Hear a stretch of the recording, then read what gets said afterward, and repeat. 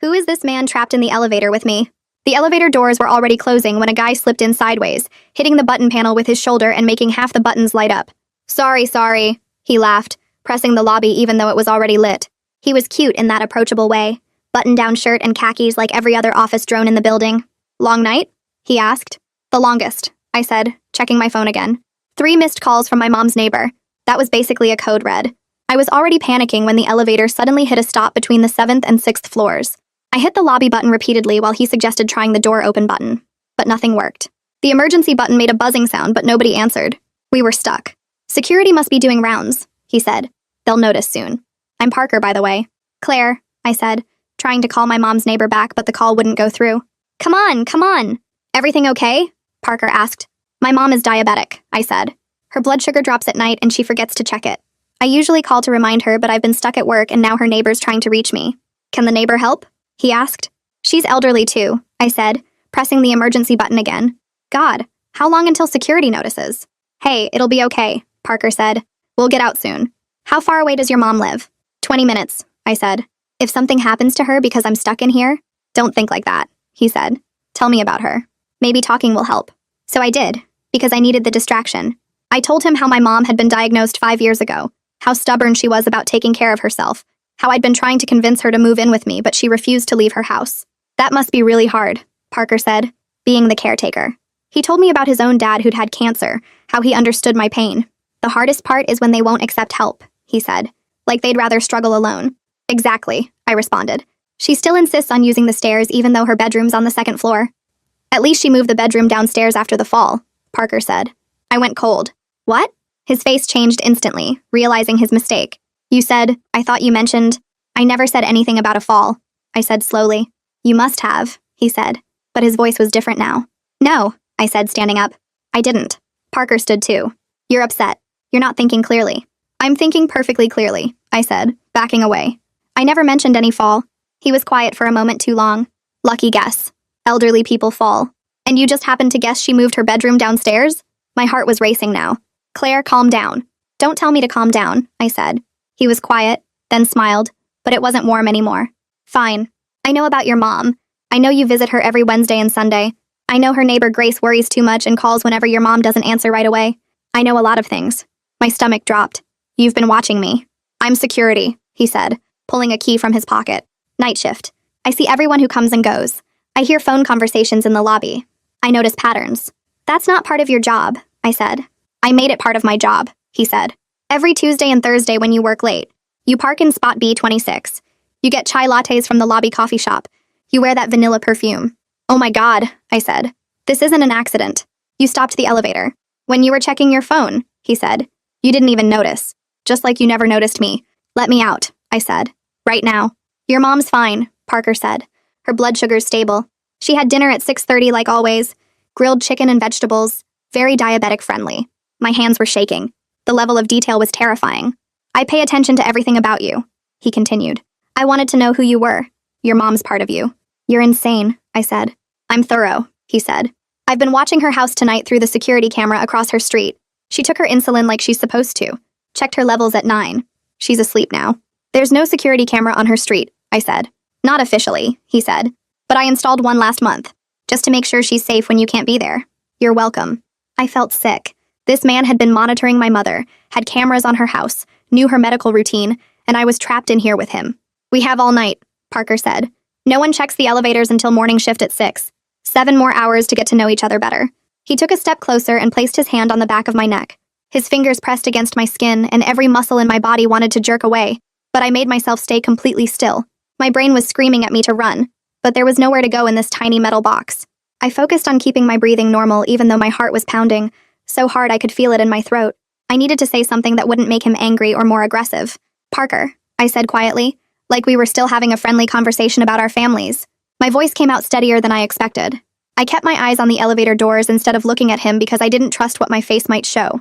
Every self-defense class I'd ever heard about flashed through my mind, but none of them covered being trapped in an elevator with a stalker who had the override key.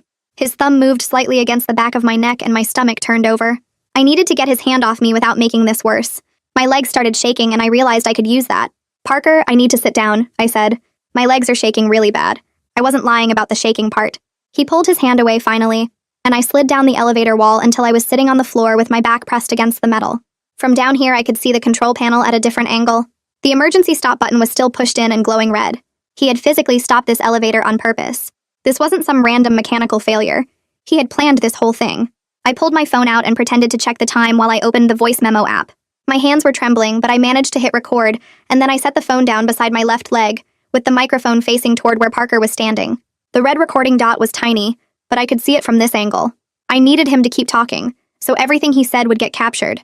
Evidence. I needed evidence if I ever got out of here. "You were having a bad day," Parker said suddenly. I looked up at him and he was watching me with that same smile that didn't reach his eyes. "6 months ago. You were in the lobby crying and I brought you coffee from the shop. You don't remember, but I do."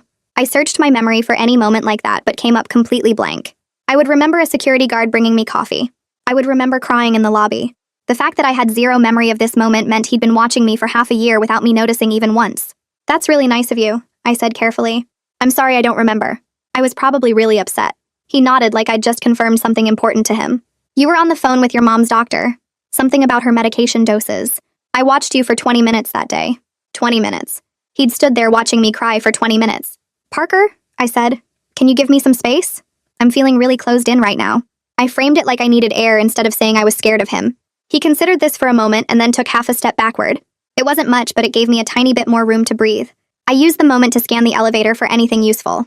The metal handrail bolted to the wall, the control panel with its buttons and emergency phone, the fluorescent light panels in the ceiling, the inspection slot near the floor that maintenance probably used. Nothing that could help me right now. I picked up my phone and held it near the crack where the elevator doors met. Maybe if I got it close enough to the outside, I could catch one bar of signal. The screen showed no service. I moved the phone up and down along the seam, trying different heights and angles. Still nothing. Come on, I thought. Just one bar. Just enough to send a text. Parker sat down on the floor across from me and crossed his legs. "My dad left when I was 8, he said. "My mom worked 3 jobs and I barely saw her. I know what it's like to worry about family, to feel like you're the only one who can keep them safe." His voice had gone soft and gentle, like he was trying to connect with me on some deep level. It made my skin crawl because he was reframing himself as someone who understood me, someone who was protecting me and my mom instead of stalking us. I forced myself to nod along with what he was saying. "That must have been really hard," I said. The words tasted wrong in my mouth, but I needed to build some kind of fragile connection with him. Every instinct screamed at me to tell him he was a creep and to let me out of here. But I kept my voice sympathetic and concerned, like I actually cared about his childhood trauma. He kept talking about his mom and how he used to check on her at night to make sure she was breathing, how he would count her breaths until he fell asleep. The level of detail was disturbing, but I made myself keep nodding. Parker reached across the space between us and touched my neck again. His fingers traced along my skin from my ear down to my collarbone. I flinched hard before I could stop myself. My whole body jerked away from his touch and I saw his expression change. I recovered fast and put my hand over his. "Too fast," I said quickly. "This is all moving too fast for me. We need to take things slower. Can we just talk for now?" He pulled his hand back and looked hurt, like I'd rejected him unfairly. While he was processing what I'd said, I studied the control panel more carefully. The emergency stop toggle was a red switch behind the main button panel, the alarm button that hadn't worked when I pressed it earlier, a small inspection slot near the bottom with a metal cover that might open. I memorized every detail in case any of it mattered later. I gestured toward the key still visible in Parker's hand and told him it was making me more nervous to see it, that it reminded me we were actually trapped in here. He looked down at the key like he'd forgotten he was holding it, then considered my words for a long moment before sliding it into his front right pocket. I watched exactly where it went, noting the angle and depth, filing away that his right front pocket was where I'd need to reach if I got any chance at all. The key made a small bulge in the fabric, and I could see the outline of it pressing against the khaki material. Parker settled back against his corner of the elevator and asked what I wanted to talk about to pass the time. I launched into the most boring story I could think of, telling him about my mom's favorite cooking show that she watches every Sunday afternoon without fail. I described the host's annoying voice and how my mom always yells at the TV when contestants make obvious mistakes, going into detail about last week's episode where someone burned their sauce. Parker listened to every single word like I was sharing the secrets of the universe instead of rambling about a cooking competition. His eyes never left my face and he nodded at appropriate moments, asking follow-up questions about what my mom's favorite dishes were. The level of interest he showed in these meaningless details confirmed everything I already knew about how deep his obsession ran. In any other situation, having someone pay this much attention would be flattering, but right now it just made my skin crawl. I kept talking anyway, stretching the cooking show story as long as I could because every minute I kept him engaged was another minute someone might notice the elevator was stuck. When I finally ran out of cooking show material, I shifted tactics and asked Parker what his last name was. I framed it casually, saying I wanted to know more about him for when we got out of here and could maybe grab coffee sometime. His expression changed and he deflected immediately, asking me another question about my mom instead of answering. But the movement made his security badge swing forward on its lanyard, and I caught a glimpse of text printed on the white plastic. I couldn't read it from this distance, but I could see there was definitely a full name there along with his photo and some kind of ID number. I needed to get closer without making it obvious that the badge was what I actually wanted to see. I waited a few minutes and then suddenly grabbed my left calf, making a pained face and telling Parker I had a cramp. I started rubbing my leg and shifted my position, moving from my corner toward the middle of the elevator floor. Parker leaned forward looking concerned and asked if I was okay. I kept massaging my calf and shifted again, getting myself close enough that his badge was now only a couple feet away from my face. The text was small, but I could make it out clearly now in the dim elevator lighting. Parker Devlin, it read, along with a photo that matched his face and an ID number starting with 4729. I committed every detail to memory while continuing to rub my leg and grimace. Parker reached out like he was going to touch my shoulder again, but I flinched back, using the cramp as an excuse. My phone was still on the floor beside me, and I carefully picked it up, angling it at hip height while pretending to check if I had any signal yet. I opened the camera and held it low, pointing it up toward where Parker sat with his badge hanging forward. The angle was awkward, but I managed to frame both his face and the badge in the shot, before tapping the shutter button with my sound turned off. The flash didn't go off since I kept my settings on low light mode. The image was dark when I glanced at it quickly, but clear enough to see Parker's face and read the name on his badge.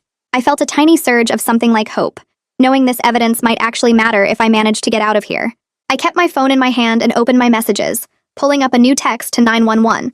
I typed out our building address from memory, added that we were stuck in an elevator between the 7th and 6th floors, and included Parker Devlin's name and ID number from his badge. My description noted his height, the khaki pants and button-down shirt, and the fact that he was building security who had deliberately trapped me here. My finger hovered over the send button, but the signal indicator still showed nothing. I left the message drafted and ready, knowing it would go out the second I got even one bar of reception. Parker was watching me with my phone and asked who I was texting. I told him I was just checking my mom's neighbor's number in case I got signal, which was partially true. He seemed to accept this, and I carefully set the phone down again, making sure the screen stayed dark so he couldn't see what I'd actually been typing. The silence stretched between us, and I knew I needed to fill it with something before Parker decided to move closer again. I suggested we make some ground rules so we both felt safe and comfortable during this situation, keeping my voice calm and reasonable. Parker's expression shifted to something like interest, and he asked what kind of rules I was thinking about. I could tell he was intrigued by the idea, like it was proof I was willing to engage with him instead of just panicking. My first rule was no touching unless I specifically said it was okay, and I watched Parker's face as I said it. He nodded seriously like we were negotiating some kind of business deal, agreeing to the boundary with this performative respect that made me want to scream. But I kept my expression neutral and even managed to look grateful, thanking him for understanding. The whole interaction felt surreal, like I was playing a part in some twisted game where the rules kept changing. I mentioned that I was getting thirsty and asked if he had any water with him. Parker shook his head and said he didn't bring anything, that he'd just been doing his rounds when he saw me getting on the elevator. I started doing the math in my head about how long I could last without water, whether dehydration would become a real problem before morning shift arrived at 6. That was still over 6 hours away, and my mouth already felt dry from stress and talking so much. I pushed the thought aside and pivoted to asking Parker how he'd actually stopped the elevator, framing it as curiosity about the technical details. He sat up straighter, and I could see he was proud to explain his knowledge, describing the override system built into the security panel on each floor. He walked me through exactly how he'd used his master key to access the panel while I was distracted with my phone, then engaged the emergency stop and disabled the call button so it would buzz but not connect. The level of detail he provided confirmed this wasn't some impulsive decision, but something he'd planned out carefully, knowing exactly how to trap someone in here without triggering any immediate alarms. I tried to keep my voice calm and suggested that maybe he could reset the stop to show we could trust each other, that it would prove good faith between us. Parker's face changed in an instant, and his expression went hard like stone. He refused immediately and told me we weren't done talking yet, that he wasn't ready to let me go. The way he said it made my stomach turn because it confirmed he saw this as his choice, his control, his decision about when I got to leave. I needed to try something else, so I shifted position slightly and held my phone up higher along the door seam, moving it slowly up and down to find any spot that might catch signal. Suddenly, one flickering bar appeared on the screen and my heart started pounding so hard I thought Parker might hear it. I realized I had maybe seconds to get a message out before the signal disappeared again, and I had to act fast without making him suspicious. My thumb was already hovering over the send button on that drafted 911 text, and I pressed it while keeping my face neutral and my body angled away from Parker. I watched the status change to sending and felt a surge of hope, but then the signal bar vanished completely, and the message showed as pending. I didn't know if it went through or if it was stuck in my phone waiting for signal, and the uncertainty felt crushing, because this might have been my only chance. To cover what I'd just done, I immediately asked Parker about his favorite street near my mom's neighborhood, making my voice sound interested and conversational. He took the bait completely and started describing the area in detail, mentioning how he liked the corner of Maple and 4th because there was a good view of her front door from there. I memorized that cross street and made a mental note that he'd basically just admitted to staking out my mother's house from a specific location. Parker shifted topics suddenly and asked about my perfume, commenting on how much he loved that vanilla scent, and how he always noticed it when I walked through the lobby. The question made me look down at my purse automatically, and that's when I realized the perfume bottle was in an aerosol can format, which meant it could potentially be useful for something if I got desperate enough. I filed that information away and kept my face friendly while my mind raced through possibilities. I needed to create some physical distance between us, so I proposed a trust exercise where we could sit in opposite corners with our hands visible, so neither of us felt threatened. Parker considered this idea for what felt like forever, studying my face like he was trying to figure out if I had some hidden agenda. Eventually he agreed, and moved to the far corner, while I shifted to the opposite side with my back pressed against the cold elevator wall. From my corner, I asked to see Parker's hands to make sure he was following our rules, framing it like I just wanted to feel safe. He held them up in front of him with his palms facing me, and I noticed small cuts and scrapes on his fingers that looked fresh and raw. The injuries were consistent with recent installation work, which validated his claim about putting up cameras, and made everything feel even more real and scary. Parker started asking questions about my dating life and whether I had a boyfriend, his tone casual but his eyes watching me too carefully. I invented a protective boyfriend on the spot who expected me to check in regularly, hoping this would make Parker think someone would notice if I didn't come home tonight. I described this fake boyfriend as the type who worried a lot and always wanted to know I was safe, laying it on thick to create the impression that people were waiting for me. Parker's expression shifted immediately, and he asked to see the last text I sent to this boyfriend to prove he actually existed. My stomach dropped hard because I didn't have any text from a boyfriend, and I needed to come up with something convincing in the next few seconds, or he'd know I was lying. I pulled up a text thread with a male coworker named James, and angled the screen toward Parker from a distance, keeping my hand carefully positioned to cover the contact name at the top. The messages were generic enough to pass as boyfriend texts, just stuff about meeting up later and having a good day, nothing that would obviously indicate a work relationship. Parker studied the screen for a long moment and I held my breath, but eventually he seemed satisfied and sat back against his corner of the elevator. My stomach twisted and I pressed my hand against it, making the gesture obvious. I needed to get closer to that control panel and this was my chance. I told Parker I felt sick, and asked if he could come over and maybe hold my hair back while I crouched down near the wall. His expression shifted to concern and he stood up quickly, crossing the elevator to kneel beside me. I bent forward with my head down and positioned myself right next to the control panel, making small gagging sounds while my eyes scanned the metal plate covering the emergency systems. Parker's hand landed on my shoulder, and I could feel his thumb rubbing small circles like he was trying to comfort me, which made my skin want to crawl off my body. But I stayed focused on the panel and spotted the emergency stop toggle through a narrow gap where the metal plate didn't quite meet the wall. The toggle was a small red switch about 3 inches behind the panel face, and I could see it was currently in the down position. I memorized exactly where it sat and how the panel attached to the wall with 4 small screws at the corners. This information might not help me at all, but at least I had a plan forming in my head. Something concrete to work toward instead of just sitting here terrified. I made a few more fake gagging sounds and then sat back slowly, wiping my mouth with the back of my hand. Parker asked if I felt better, and I nodded, telling him the moment had passed. He moved back to his corner, but his eyes stayed on me longer than felt comfortable, like he was trying to figure out if I'd really been sick, or if I was playing some kind of game with him. The silence stretched between us for maybe 30 seconds before Parker's whole tone changed. His voice got harder, and he started talking about everything he'd done for me, listing it all out like he expected me to thank him. He mentioned watching my parking spot to make sure nobody messed with my car, checking the lobby coffee shop's cleaner practices because he knew I got drinks there, monitoring my mom's house to keep her safe when I couldn't be there. His voice got louder with each thing he listed, and I could hear the anger building underneath his words. He said he'd been protecting me for months, and I'd never even noticed him, never said thank you, never showed any kind of appreciation for how much effort he put into caring about my life. I sat very still and kept my face neutral, while my brain screamed at me to stay calm and not set him off further. He was working himself up, and I needed to redirect this before his anger turned into something physical. I jumped in quickly and suggested we try a fresh start, that maybe we both needed to reset the energy in here. I proposed we stay quiet for exactly 5 minutes, no talking at all, just sitting and breathing and letting everything settle. Parker stared at me for a long moment, and I could see him considering whether this was another trick. Finally, he agreed, but said, I better not try anything during the silence. I promised I wouldn't, and we both sat back against our respective walls. I pulled out my phone and set a timer for 5 minutes, showing him the screen so he knew I was being honest about the time. The quiet felt heavy and strange after all the talking, and I used it to think through my options without having to perform constant engagement with him. My mind kept circling back to that emergency stop toggle behind the panel, trying to figure out if there was any way to reach it. During the third minute of silence, I slowly reached up and touched my left ear, pretending to adjust my earring. I worked the backing off carefully and palmed the small metal post in my hand. The post was thin and straight with a dull point. Not ideal for what I wanted to do, but better than nothing. I shifted my position slightly so my body blocked Parker's view of my right hand, then reached toward the bottom corner of the control panel where I'd seen one of the screws. The screw head was tiny and the earring post wasn't the right shape for it, but I angled the post into the groove and applied gentle pressure while turning. The screw moved maybe a quarter turn before the post slipped out. I tried again, working slowly and carefully, and managed to get the screw to turn another half rotation. My fingers started cramping from holding the small post at the right angle and pressing hard enough to get traction. I got the screw maybe halfway out before my hand hurt too much to continue and I had to stop. Parker's voice cut through the quiet asking what I was doing with my hands.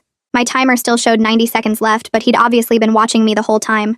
I dropped my hand away from the panel immediately and launched into a story about my mom's Sunday dinners, talking fast about how she always made way too much food and sent me home with containers full of leftovers. I described her pot roast recipe in detail, mentioning the carrots and potatoes and how she insisted on using fresh herbs from her garden. Parker's expression softened a bit as I talked, and I could see him getting pulled into the normalcy of the story. I kept going until my phone timer finally went off, then stopped talking and looked at him expectantly. He said that was nice, hearing about my mom's cooking, and I nodded and smiled like we were having a pleasant conversation, instead of him holding me prisoner. I took a breath and told Parker I wanted to hug him, that I thought it might help reset our connection and show I was really trying here. I made my voice soft and sincere, like I genuinely wanted the physical contact. He stood up fast, too eager, and I got to my feet more slowly. We met in the middle of the elevator and I stepped into his arms, forcing myself not to tense up when he wrapped them around me. I shifted my weight and pressed my hip against his right side where I knew the key was, feeling the hard shape of it through his pocket fabric. I mapped the exact angle and depth, noting that the key sat vertically with the teeth pointing down. The pocket seemed deep and the key had settled near the bottom. I memorized every detail while keeping my breathing steady, and my body relaxed against him. After maybe 10 seconds, I stepped back and thanked him, saying that helped. We both sat down again, but I'd positioned myself closer to his corner this time, maybe 4 feet away instead of across the whole elevator. I waited about 2 minutes and then made my move. I reached toward his pocket slowly, trying to make it look casual, and got my fingers on the key's edge. I lifted it carefully and had it maybe halfway out of his pocket when his hand shot down and grabbed my wrist hard. We struggled for just a second, him trying to push my hand away and me trying to keep hold of the key. Pain shot up my arm where his fingers dug into my skin, and I yelped without meaning to. The key slipped from my grip and fell back into his pocket. I froze completely and held my hands up in surrender. My voice came out shaking when I apologized and told him I just wanted to feel the weight of the key, to understand him better through the object that meant so much to him. The excuse sounded weak even to my own ears, but I needed to say something. The physical struggle had made everything feel more dangerous and real, and I could see in his eyes that he knew exactly what I'd been trying to do. My wrist throbbed where he'd grabbed it, and I knew there would be bruises. Parker shoved the key deeper into his pocket, and his face showed barely controlled anger. He told me that was a really stupid thing to do, and I'd just lost his trust completely. I could see him reconsidering everything, like he was deciding whether his original plan for tonight was even worth it anymore.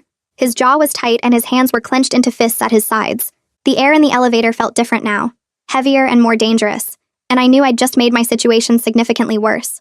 I took a breath and tried to make my voice sound calmer than I felt, telling Parker that I'd read about how some counties have text to 911 systems now for emergencies when you can't make calls.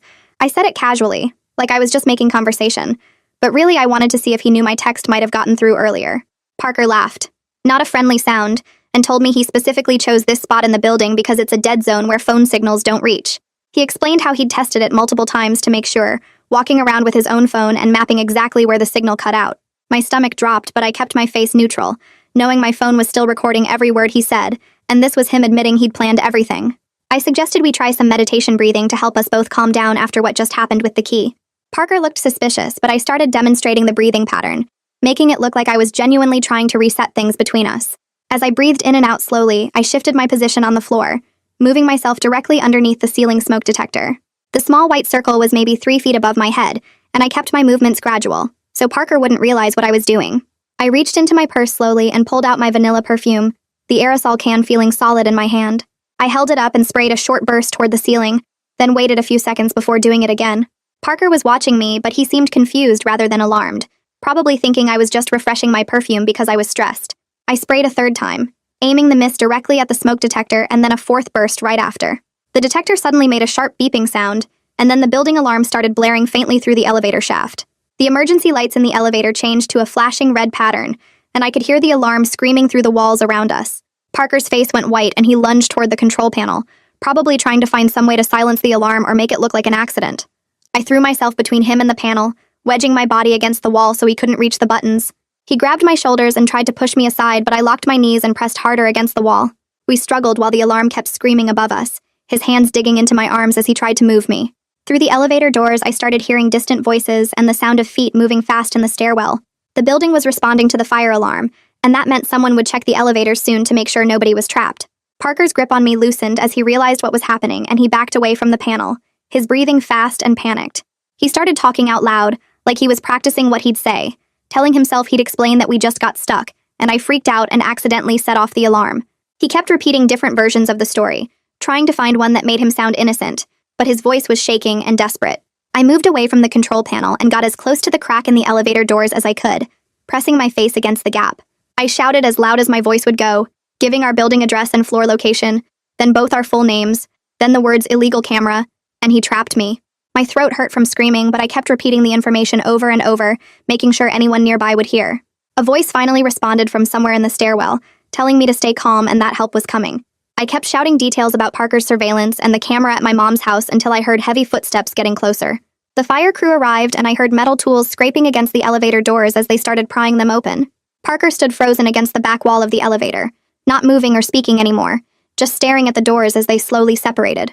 The gap widened and I saw Will Cameron, a day shift security supervisor I recognized from the lobby, appear in the opening. The alarm finally reset to silence and the only sound was the fire crew's equipment and my own ragged breathing as the doors opened wide enough for me to escape. I pushed through the gap and grabbed the fire crew captain's arm.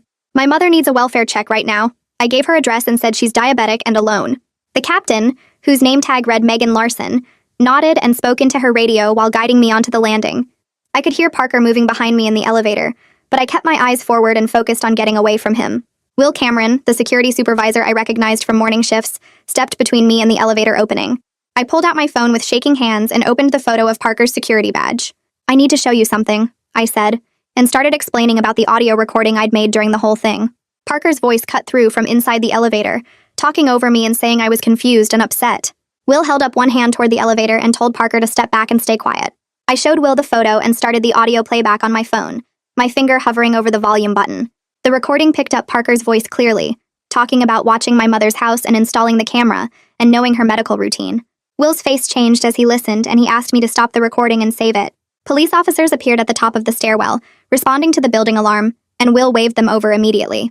2 officers approached, and Will gave them a quick summary while pointing at Parker still standing in the elevator. The officers moved past me and told Parker to step out slowly with his hands visible. I watched them guide him to the far end of the hallway, away from me and the fire crew. One officer stayed with Parker while the other came back to talk to Will and me. The reality of what almost happened started hitting me in waves and my legs felt weak. I sat down on the floor with my back against the wall because standing seemed impossible. The officer asked if I was injured and I touched my neck where Parker had put his hand, feeling tender spots that hurt when I pressed them. An EMS team arrived and one of them, a guy named Reed Bowers according to his uniform, knelt down next to me. He asked permission to check me over and I nodded. Reed examined my neck and found visible bruising and tenderness where Parker had touched me.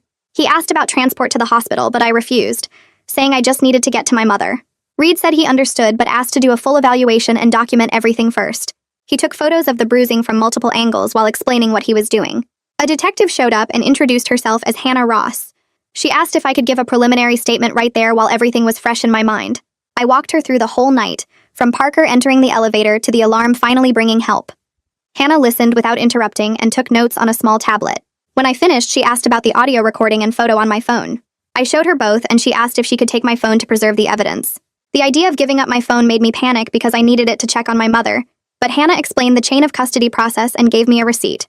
She promised to get it back to me within 48 hours and said I could use her phone to make any urgent calls. Will's radio crackled, and I heard someone reporting back about the welfare check on my mother. The responding officer said she answered the door slowly, but was okay, and Grace the neighbor was staying on the phone with him until I could get there. Hearing that my mother was safe broke something loose in my chest, and I started crying with relief. Hannah handed me tissues from her jacket pocket and waited while I pulled myself together. I asked to use her phone and called Grace, who answered immediately. Grace said my mother was fine but worried about me, and the officer was still there making sure everything was secure. I told Grace I was on my way and would be there in 20 minutes. I handed the phone back to Hannah and she gave me her card with her direct number. She said she'd be in touch tomorrow for a full statement and asked me to write down everything I remembered as soon as possible. I promised I would and stood up on wobbly legs. Reed offered to walk me to my car, but I said I could manage. The drive to my mother's house passed in a blur of streetlights and stop signs. I barely remembered the route, even though I'd driven it hundreds of times. When I pulled up to her house, the police car was still parked out front, and I saw the officer standing on the porch talking to Grace. I got out, and Grace pulled me into a hug that lasted a long time. My mother appeared in the doorway looking confused and scared, and I went to her and held her hand. The officer asked a few questions to confirm I was who I said I was, then told us to call if we needed anything else. Grace stayed for another hour, making tea and sitting with us in the living room. I explained what happened in the elevator, leaving out the worst details because I didn't want to scare them more. My mother kept touching my face and asking if I was really okay. I sat with her through the rest of the night, dozing on her couch while she slept upstairs. Detective Ross called twice for updates, and I answered questions while trying to keep my voice down. I also had to call the building management emergency line to file an incident report, and that conversation took another 30 minutes of explaining everything again. My brain felt fuzzy and disconnected, like I was watching everything happen to someone else instead of living it myself. The next morning, I waited until 9 o'clock and called the building operations office. I got an appointment with Craig Blackwell, the operations manager, for that afternoon. Craig met me in a conference room and had a laptop open with security system logs displayed. He showed me the elevator records from last night and pointed to timestamps showing when Parker manually stopped the elevator between floors. The logs also showed him disabling the emergency call system right after the stop. Craig printed copies of everything and put them in a folder for me to give to the police. He apologized multiple times and said the building was taking this extremely seriously. An IT specialist named Jillian Huang joined us, and Craig asked her to explain what she'd found. Jillian had traced the illegal camera feed from across the street from my mother's house back to equipment registered under Parker's security credentials. She showed me timestamps proving he'd been monitoring the feed for over a month, with regular check-ins during his night shifts. The evidence kept piling up, and each new piece made me feel sick all over again. I took all the documents and drove straight to the courthouse. The clerk at the restraining order office gave me forms to fill out and explained the process. I wrote down everything that happened and attached copies of the building logs and camera evidence. The clerk reviewed my paperwork and scheduled a hearing for later in the week. She explained that Parker would be served with a temporary order immediately and would have to stay away from me and my mother until the hearing. Walking out of the courthouse, I felt strange, like I was moving through someone else's life instead of my own. The next morning, Will Cameron called me at work and asked if I could come down to the security office during my lunch break.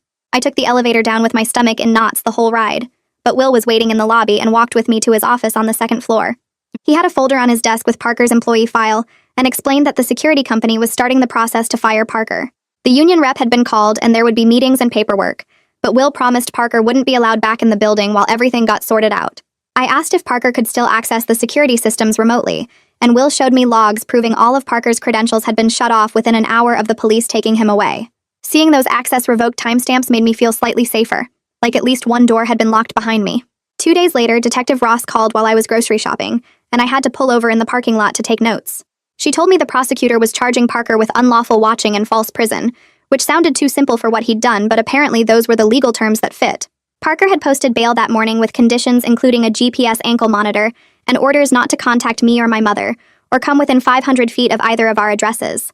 Hearing that he was out walking around somewhere made my hands shake, so hard I could barely hold my phone. Detective Ross gave me a case number and told me to call immediately if Parker violated any of the conditions, then reminded me about victim services and support resources before hanging up. I sat in my car for 20 minutes trying to calm down enough to drive home. That weekend, I made an appointment with a therapist named Dr. Sarah Anderson, who worked with people dealing with scary situations. The first session was harder than I expected because talking about the elevator made everything feel real again, instead of like a bad dream I could forget.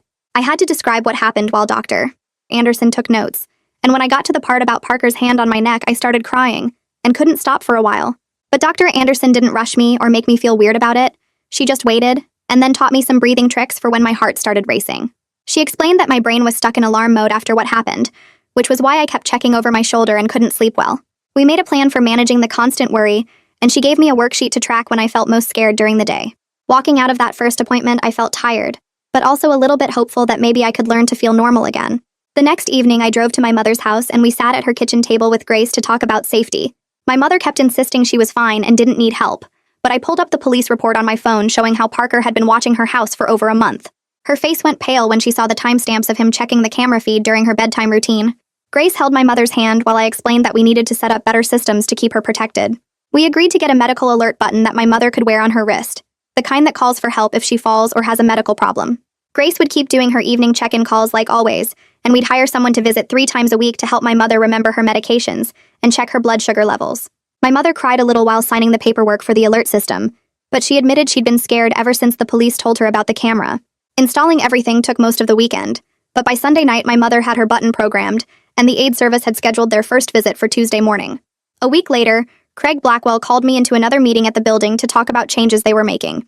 He brought Jillian Huang from IT, and they walked me through new rules requiring 2 people to approve any elevator override, and regular checks of all the camera systems. Jillian showed me a new monitoring alert that would text multiple managers if an elevator stopped for more than 2 minutes, which meant what happened to me couldn't happen again without people knowing right away. Craig apologized again and said the building was taking this seriously, and while I appreciated the changes, I also felt angry that it took me getting trapped for them to fix obvious problems. But at least future people would be safer, which was something. The restraining order hearing happened on a Thursday morning 3 weeks after the elevator incident. I had to sit in a courtroom while Parker sat on the other side with his lawyer, and seeing him again made my stomach hurt, even though 2 bailiffs were standing right there. The judge read through all the evidence, including the recordings and photos and building logs, then asked Parker's lawyer if he wanted to say anything.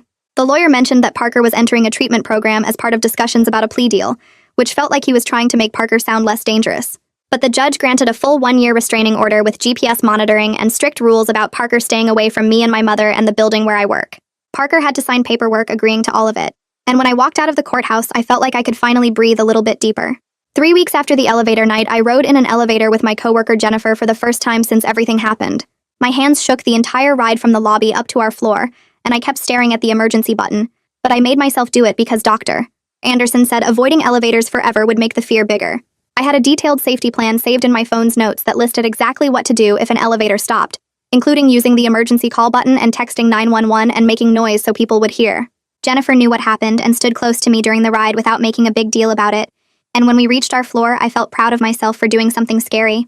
That weekend, I visited my mother for dinner, and we went through her new routine together to make sure everything was working right. She showed me the medical alert button on her wrist and how she'd tested it that morning, and we checked that Grace's number was posted on the fridge along with the aid's schedule by the door. Everything felt more secure now, even though I knew security was partly fake, just something that made us feel better rather than a real promise that nothing bad would happen. But my mother seemed calmer, and that mattered more than perfect safety. On the walk home from my mother's house, I opened my phone and scrolled back to find the draft panic texts I'd written that night in the elevator. There were 5 of them, all unsent because my signal had been blocked, each one more desperate than the last. I read through them once to remember how scared I'd been, and how I'd survived anyway despite feeling certain I wouldn't make it out. Then I selected all 5 drafts and hit delete, watching them disappear from my message list because I didn't need them anymore.